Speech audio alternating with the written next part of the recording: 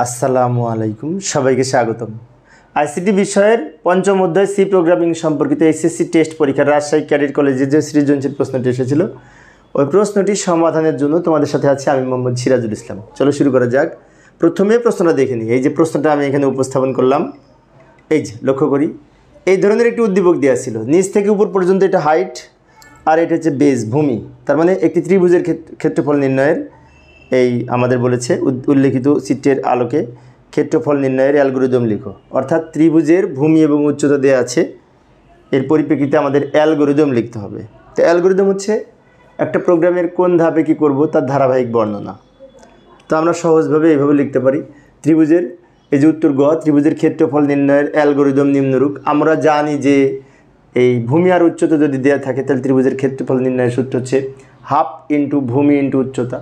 এখানে ভূমি যেহেতু বি দ্বারা নির্ধারণ করা হয়েছে বেজ, আর এই সে হাইট, বেজ অ্যান্ড হাইট ভূমি এবং উচ্চতা, তাহলে সূত্রটা হচ্ছে হাফ ইন্টু ভূমি ইন্টু উচ্চতা। হাফ মানে 1/2, উপরে 1 নিচে 2।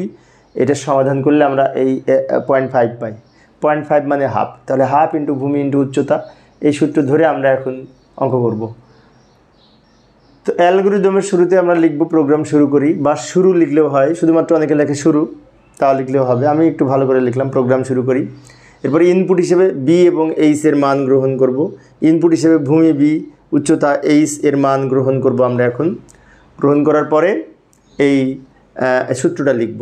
ধাপ 3 সূত্র লিখব। কী সূত্র লিখব? এরিয়ার সমান হাফ ইন্টু ভূমি ইন্টু উচ্চতা, এই সূত্রটা এখানে লিখলাম। তারপর এরিয়ার মান প্রিন্ট করব, ফলাফল শেষ করব। অর্থাৎ শুরু এবং শেষ নিয়ম রক্ষার্থে লিখতে হয়। আর একটা প্রোগ্রামের 3টা প্রধান অংশ হচ্ছে ইনপুট, প্রক্রিয়াকরণ, আউটপুট। ইনপুটে লিখব বি এবং এইচ, প্রক্রিয়াকরণে সূত্রটা লিখব, আর ফলাফলে এই এরিয়ার মান প্রিন্ট করব। এখানে যেটি থাকবে তার মান প্রিন্ট হবে ফলাফলটা, কারণ এরিয়া হচ্ছে এখানে ফলাফল।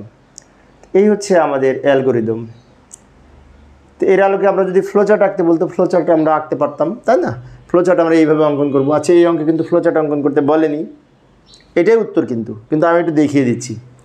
প্রোগ্রাম শুরু করে এই ধাপ, এর মধ্যে লিখব স্টার্ট। ইনপুট হিসেবে সামান্তরিকের মধ্যে লিখব বি অ্যান্ড এইচ। তারপরে এই আয়তাকার প্রতীকের মধ্যে সূত্রটা লিখব। এরপরে আবার প্রিন্ট এরিয়া এবং ফলাফল শেষ করব।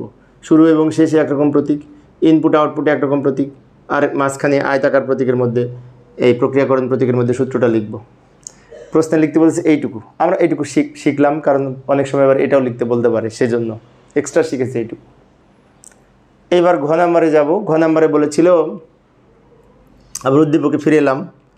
এই যে উদ্দীপকের ঘ নাম্বারে বলেছে সি প্রোগ্রাম লিখতে। তো সি প্রোগ্রাম একটু উচ্চতর প্রোগ্রামিং ভাষা। ত্রিভুজের ক্ষেত্রফল নির্ণয়ের এখন আমরা সি প্রোগ্রাম লিখব। সি প্রোগ্রাম লেখার জন্য পরের পেজে যাচ্ছি। উত্তর ঘ, ত্রিভুজের ক্ষেত্রফল নির্ণয়ের সি প্রোগ্রাম নিম্নরূপ। প্রথমে আমরা একটি হেডার ফাইল যুক্ত করব, standard input output header file. এই যে ইনক্লুড stdio.h, ইনক্লুড stdio.h, এটা হচ্ছে stdতে স্ট্যান্ডার্ড, আইতে ইনপুট, ওতে আউটপুট, .h হেডার ফাইল। এটুকুর ফুল মিনিং হচ্ছে standard input output header file, এটা। এরপরে মেইন ফাংশন দিয়ে প্রোগ্রাম স্টার্ট করলাম। সি প্রোগ্রামের শুরুতে আমরা মেইন ফাংশন লিখি। মেইন ফাংশন সি প্রোগ্রামের অন্যতম প্রধান ফাংশন। আচ্ছা, এরপরে এই আমাদের পয়েন্টস যুক্ত সংখ্যা আছে, কিন্তু সূত্রে কিন্তু দেখেছি 0.5 দিয়ে গুণ করেছি, তার মানে কি ভগ্নাংশ টাইপ ডেটা হতে পারে। তাই ফ্লট কিওয়ার্ড ঘোষণা করব। ফ্লট হচ্ছে ডেটা টাইপ, ভগ্নাংশ টাইপ ডেটা জন্য নির্ধারিত কিওয়ার্ড। এবং এরপরে এখানে 3টা ভেরিয়েবল ঘোষণা করব। একটা হচ্ছে ইনপুট ভেরিয়েবল 2টা আছে, বি এবং এইচ। কিছুক্ষণ আগে আমরা অ্যালগরিদমে লিখেছিলাম বি এবং এইচ, প্রশ্ন দেওয়া আছে। বি বেস, এইচ হাইট, এই দুটো হচ্ছে ইনপুট ভেরিয়েবল। এই দুইটার সমাধান করে এরিয়ার মধ্যে রাখার জন্য আমরা লিখব এরিয়া নামে আরেকটি আউটপুট ভেরিয়েবল। এরপরে এই ইনপুটের মান ইনপুট নেওয়ার জন্য আমরা প্রিন্টএফ ফাংশনের মধ্যে এখানে একটি প্যারামিটার পাস করব, সেটি যে ইন্টার বেজ অ্যান্ড হাইট। অর্থাৎ এখানে যে লাইনটা লিখলাম সেটা প্রোগ্রামে দেখা যাবে, আউটপুটে দেখা যাবে প্রোগ্রামটি রান করলে। প্রিন্ট এফ এর মধ্যে যেটি লিখব সেটা ভিজিবল, সেটাই আউটপুটে দেখা যাবে। প্রোগ্রামটা যখন রান করবে তখন এই লাইনটা দেখা যাবে, ইন্টার বেজ অ্যান্ড হাইট। তারপর কিবোর্ড ব্যবহার করে যখন এই বেজ অ্যান্ড হাইটের মান ইনপুট দিবে, সেই সময় কিবোর্ড থেকে ডেটা ইনপুট নিয়ে প্রথমটা এ এর মধ্যে দ্বিতীয়টা এইচ, প্রথমটা বি এর মধ্যে দ্বিতীয়টা এইচ এর মধ্যে রাখার জন্য স্ক্যানএফ ফাংশন ব্যবহার করব। স্ক্যানএফ হচ্ছে ইনপুট ফাংশন, যার কাজ হচ্ছে এই ডেটা নিয়ে এই ভেরিয়েবলের মধ্যে সংরক্ষণ করা। এখন কোন টাইপের ডেটা নেবে? ভগ্নাংশ টাইপ ডেটা। তো এখানে ফরম্যাট হিসেবে আমরা এখানে ফরম্যাট স্পেসিফায়ার হিসেবে %f ব্যবহার করব দুইবার, একবার বি এর জন্য একবার এইচ এর জন্য। প্রথমটা বি এর মধ্যে রাখবে, তা লিখবে অ্যান্ড বি। দ্বিতীয়টা এইচ এর মধ্যে রাখবে, তা লিখবে অ্যান্ড এইচ, লিখে সেমিকলন দিব। এই লাইনটার অর্থ হচ্ছে স্ক্যানএফ হচ্ছে ইনপুট ফাংশন, ফরম্যাট স্পেসিফায়ার হিসেবে %f ব্যবহার করেছি। %f হচ্ছে ভগ্নাংশ টাইপ ডেটা ইনপুট নেওয়ার জন্য এবং আউটপুট আকারে প্রদর্শনের জন্য এই %f ব্যবহার করা হয় ফরম্যাট স্পেসিফায়ার হিসেবে। এবং প্রথম সংখ্যাটি বি এর মধ্যে রাখবো, তাহলে লিখলাম অ্যান্ড বি, মানে অ্যাড্রেস অফ বি। আবার পরেরটি এইচ এর মধ্যে রাখবো, অ্যাড্রেস অফ এ, অর্থাৎ এ এবং এইচ এবং বি নামক দুইটা মেমোরিতে ঠিকানা সংরক্ষণ করবে বি এবং এইচ এর মধ্যে এই দুটো সংরক্ষণের জন্য। তো এই হচ্ছে আমাদের ইনপুট অংশ।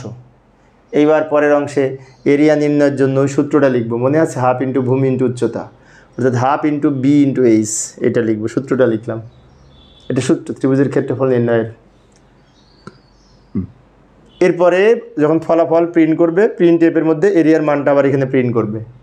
প্রিন্ট করার জন্য আবার এখানে প্রিন্ট এফ ফাংশন ব্যবহার করেছি, কারণ ফলাফল তো প্রদর্শনের জন্য মনিটরে দেখাতে হবে। তার মনিটরে কোনো কিছু দেখাতে চাইলেই প্রিন্ট এফ ব্যবহার করতে হবে সি প্রোগ্রামে।